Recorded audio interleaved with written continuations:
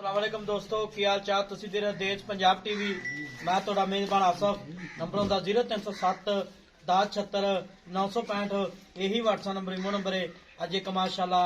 दूजन मज वीडियो लैके आया शाह काली है पंडा ने माने ने निकी निकी सिंगी है एक घड़ी दी माशाल्लाह किंगरी वाला सिंग लाया है तो निकोट तो पा के मुठ मुठ थान लगा है कद चंगा है लाम चंगी है की साख्ता बेंदा चाचे को पूछांगे सुई या सोनाली माशाल्लाह पंडा ने वाने ने टाका प्यारियां ने कुआड़ा हड्डी है माशाल्लाह पूछ नहीं जिवें डोर होंदी है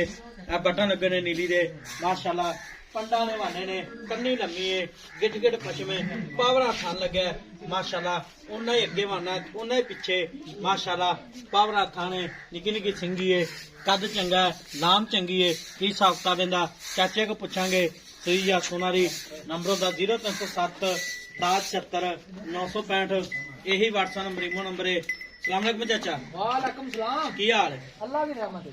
मैं सुना रही अपनी भाई किन्ने दिहाड़े लैंदी? मैं को 10-12 दिन कर देगी। 10-12 दिन पक्के लाए पक्के गारंटी माशाल्लाह इन्ना और बनेगी ओ मायने बहुत ज्यादा माशाल्लाह बरीक मज मैं असल कट दा खड़ा कद दा वाकई खड़ाना है शाह काली चूड़ी ते चाचा इन सांचे दी गारंटी अपनी नौवा तक गारंटी अच्छा कोई भरा भी टोकन बयाना करा सुई लै जा मैं जिम्मेवार बैठांगी माशाल्लाह ठीक होगा चाचा ते पहले से कितना का दुध कर दे मैं 16-17 सिर देंदी अच्छा है कि करे भी 18 भी 22 सिर मैं दुध ना करे तो मैनू आखी इस टाइम ते निशा लगदा मां पता किस ठिकाने दी अच्छा बड़े चंगे ठिकाने दी माशाल्लाह बड़ी मैं ये नस्ल जाती देखी हां थान बड़ा प्यारा लगा जिवें पहलना डंगर तबाह कर छड़े मैं इन्नी चौड़ियां सी जड़ियां मैं आ रह गई एवी गा ठंड है ना सर बंदे दे खून पीतेगा एवी गल है जी ना अंदर निकल ना माल धुप वेखी ना लैन पट्ठा खान नू कोई शाय नहीं रह गई ठीक होगा चाचा ने मुल करना प्यार बता जेड़े पैसे ले लेन पक्के जुमे दा दिन अज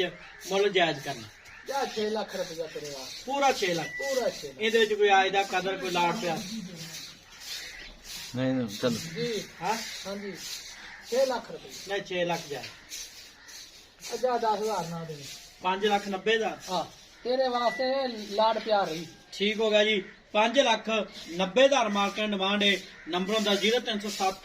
1076 965 ਇਹੀ WhatsApp ਨੰਬਰ ਇਮੋ ਨੰਬਰ ਹੈ ਇਹਦੇ ਵਿੱਚ ਕੋਈ ਆਜ ਦਾ ਕਦਰ ਪਿਆਰ ਹੋਵੇਗਾ करांगा बिल्कुल खुलावा को सामांगे तो मान है अच्छा हां अल्लाह ठीक होगा जी मिला दे अगली वीडियो नाल पाकिस्तान जिंदाबाद।